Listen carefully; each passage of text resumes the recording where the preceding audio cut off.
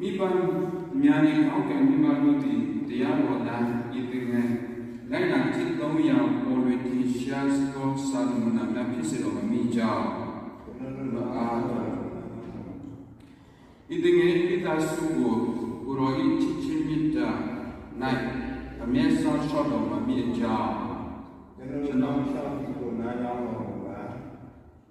ကျွန်တော်တို့အားလုံးဆေးရောချင်းမင်္ဂလာခံစီကရရှိခဲ့သောယေရှုတော်များကိုထမှန်တူပွားစေတော်မူကြောင်း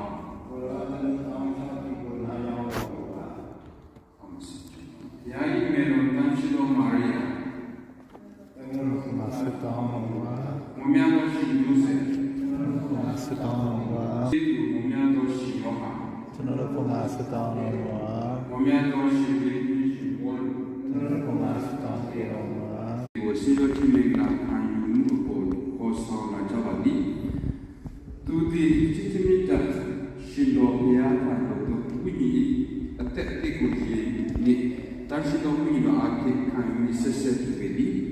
ဤတငယ်တို့တငယ်သည်ဘာသာဝင်များအဖြစ်ကြည်ပြင်းလာမှုအပေါ်ယုံကြည်ခြင်းကိုသူပြုဆိုင်၍ပြုစုပြောထောင်ပြုလာ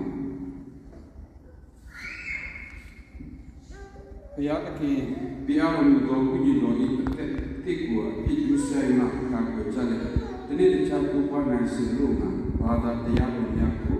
သင်ကြားပြရကျူးစာကြတော့ထို့ကြောင့်သင်တို့ယုံကြည်ကြသည့်တိုင်ဤတောင်းဝန်တရားကိုထမ်းဆောင်ရသိရှိကြပါဘူးသင်တို့ကိုယ်တိုင်ခံယူပြီးသောစေတော်ချင်းမင်္ဂပိဋိစာကိုယံနေမူမှန်ကြပါသင်တို့အရှိပြီးဒီယုံကြည်ခြင်း၌ကလေးတွေများ